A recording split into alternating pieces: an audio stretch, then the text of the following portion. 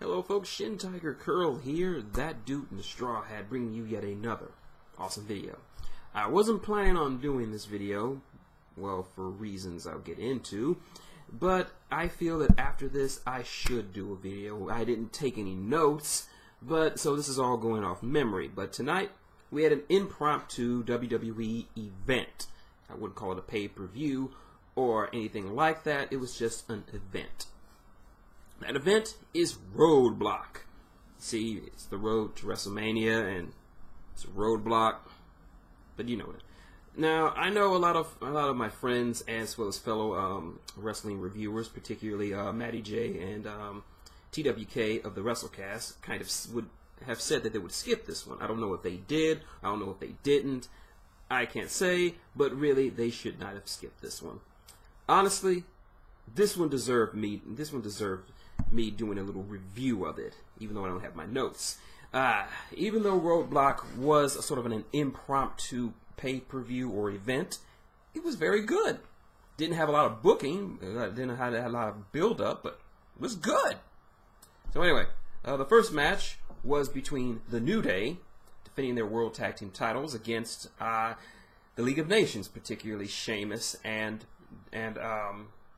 King Barrett. Now before the match, the boys unveiled the box and the logo for Bootios. It keeps you from being booty. That's enough advertisement for me. But anyway, this was a very good tag team match. Sheamus and Barrett make a very good team. Shame that Barrett is leaving in a couple of months.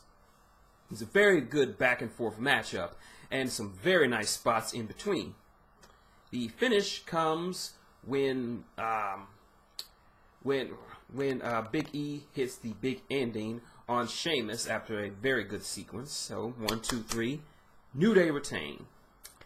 Now I might get the order mixed up, or I might miss some because as I told you before at the start of this review, I didn't take any notes. My own fault. I should have. But I'll just name them off as I remember them. Now, Chris Jericho did have a match tonight against my boy, Oklahoma, a.k.a. Jack Swagger. Before the match, he really laid into Canada. Chris Jericho did. It was, whew. Tell us how you really feel, Chris.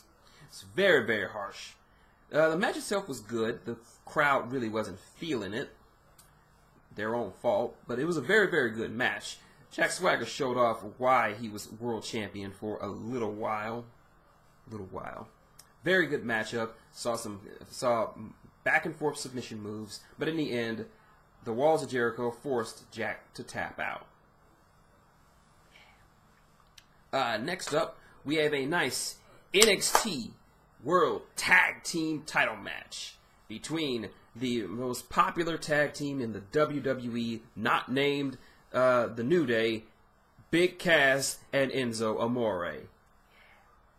If you haven't heard of these guys, really, it's like Zack Ryder, but awesome. And their opponents, the champions of Dash and Dawson, now named The Revival. For those of you who don't know, Dash and Dawson are more of a traditional tag team. Very straightforward, very straight-laced. No style, no flash, no high-flying stuff. Just very ground and pound and technical-based tag team. Very reminiscent of the Midnight Express, and personally more reminiscent of the Brain Busters. And this match, Kaz and Enzo looked amazing. There were some sequences there that I thought tore the house down, and the fans ate it up. This was a fantastic tag team match. Probably the best tag team match on this roster. I mean, don't get me wrong. New Day versus the League of Nations was good. This was just better. And this just goes to show you the level of quality of the matches you will see on NXT, because they came out there and they showed why these two teams are the most talked about in NXT. Enzo and Cass looked fantastic. I've been watching NXT for a couple of years now. I've seen a lot of Enzo and Cass matches. This is the best one they've ever had. They have never looked better. Frankly, they deserve a world title run. But sadly, once again, came up short. The Revival, Dash and Dawson pull off the victory, but they were so close. So fucking close. Let's see. Trying to remember here. Let's see. Next up, the Eater of Worlds, Brock Lesnar. I'm sorry, I got my terms mixed up. I meant to say the Eater of Worlds, Bray Wyatt, against the real Eater of Worlds, Brock Lesnar. And it looked like this was they pulled a bait and switch here. It looked like it was going to be Bray, but instead it was going to be sort of like a handicap match between him and between Brock and Luke and Bray. But Bray didn't really get into the match. It was just Luke Harper. And, of course, Brock Lesnar won because Brock Lesnar has to feed. He must destroy. He must annihilate all that is in his path to victory. Let's see. I'm going to check I'm going to check them to see if I haven't missed any matches. I know I'm missing a couple. Like I said, I'm just going off on memory here. So, let's see.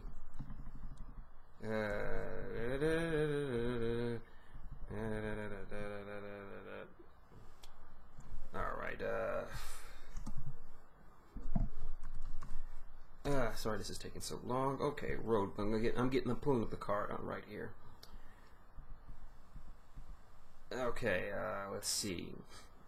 Chris Jericho, okay, Revival. Yes, next up we have an impromptu women's title match. I'm not going to say divas. I hate saying divas. As Charlotte defends her belt against Natalya in her home country of Canada. This is probably the best women's match of the year so far. We had chain wrestling. We had technical wrestling. We had some amazing. This match went on for a good long while.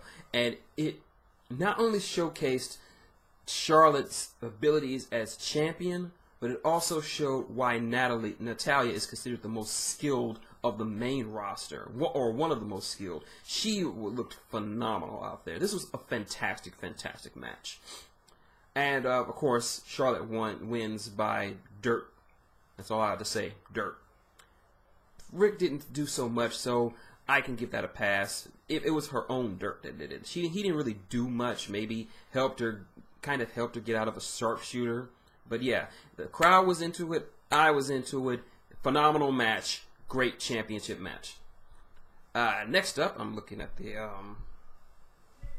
no, I'm not going to look at you. Next up, we have Sammy Zayn, another Canada boy, versus Stardust. This was another great match. Another chance for Sammy to show exactly what he can do. And, of course, Stardust, fantastic in the ring. The crowd, again, wasn't feeling it, but really, I knew it was going to be something good because I know these two guys. I know what kind of matches they can pull on, and this was no exception. This was a great matchup. Sammy wins, of course, in with the haluva kick because he's Canadian. Canadians have to go over in Canada. And finally, the main event. The Merc with the Titties, Dean Poole, a.k.a. Monkey Dean Luffy, a.k.a. Dean Ambrose, versus the Fleet Admiral, the Cerebral Assassin, Triple H, for the World Heavyweight title. This was a great match. Great match. Lots of nice psychology, nice in-ring abilities. You actually see more in-ring skills from Dean Ambrose in this match because he tried to outplay him. He played mind games with Triple H. He played strategy by targeting his leg. He even busted out both the figure four and the sharpshooter. It was an ugly sharpshooter, but hey, it's Dean Ambrose. I can give it a pass. This was a nice back and forth matchup. Both of them just beating the piss out of each other. There was a false ending to the match when Dean hit Dirty Deeds, and the ref actually counted 3, but he waved it off because he, at the last second, noticed that Dean's leg was under the rope. Yeah. But the real finish comes. Dean beats the crap out of Triple H, lays him out on the table, then goes crazy, jumps off the barricade to try to drive him through the table. He misses. Trips rolls back in the ring. Dean beats the count, but runs into a pedigree. 1, 2, 3. Trips retains. So, while I enjoyed the match, this puts WWE in a conundrum. It puts it in a conundrum because, sadly, like this match, the crowd was into it. It was half and half, very split. One half for Triple H, another half for Dean Ambrose. Roman Reigns is not that over. The last time he was on screen, he got the shit beaten out of him by Triple H.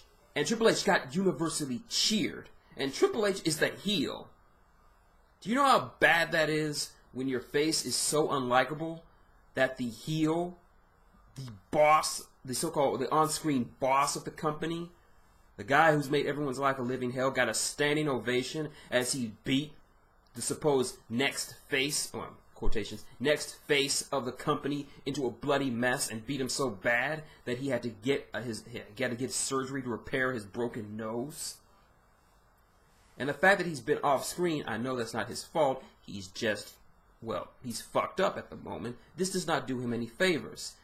Sadly, Dean should be the one at the WrestleMania match with Triple H simply because he's just that over. He is more over than Roman Reigns has ever been or ever will be. There was that night that he beat the crap out of Triple H, but that was a one-time thing. Then he went right back to doing all the other stuff that we know him to do. So yeah, now it's pretty much set. Triple H versus Roman Reigns at the main event of Mania. And the sad part about it is, based on the entire other card, this is the main event is the weakest match of the card, the one I am least looking forward to. You have a triple threat for the Divas title between Charlotte, Becky Lynch, and Sasha Banks. That's going to be awesome. Then you have Dean Ambrose versus Brock Lesnar in a street fight. They're going to destroy each other. That's going to be awesome. Then you have Shane McMahon, Shane O'Mac against The Undertaker, Hell in a Cell for control of Raw. And knowing how fucking balls to the wall crazy Shane O'Mac is, that's going to be awesome. At this point, the Andre the Giant Battle Royal, I know they haven't booked it yet, but I know it's going to be on the program. The Andre the Giant Battle Royale is looking far better than the main event, the title match that the whole pay-per-view is leading up to. And that sucks.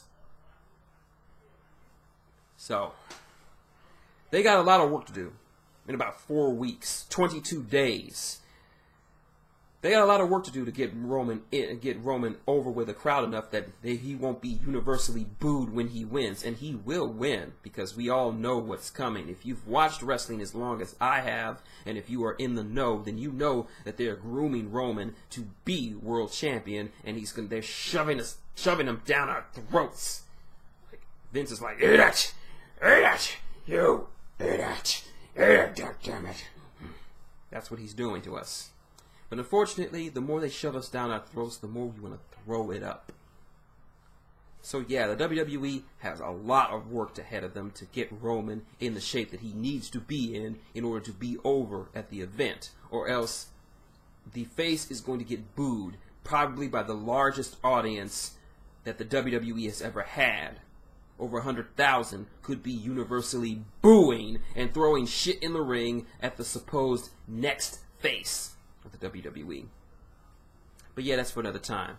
My thoughts on this pay-per-view? God damn, this was good. Solid matches. All the matches were from good to great. I cannot name a weak match in this whole card. The only downside is the bait and switch they did with Harper and Bray. I can understand that they want to keep some momentum going for Bray Wyatt, but it still left a bad taste in my mouth. I enjoyed the match. I just didn't enjoy that part. But overall, if you decided to miss this, you're doing yourself a disservice. There's a lot of great matches on this card. A lot of them. Some are even match of the year candidates for me. So yeah, give it a try. Roadblock is worth your time and attention. So that's my video. Like what you see? Link, comment, subscribe below. Got any comments, questions, or just want to talk about, bigger question, what was your favorite match from Roadblock? Leave it below. I'll get back to you. You already know how to support the channel. Tip jar's up there. Patreon is in the description. Look me up on Twitter. Hashtag Captain Luffy. So, until next time, it's been Shintigercurl, that dude in the straw hat, saying good day. And Roman, you got a lot of work to do. A lot of work.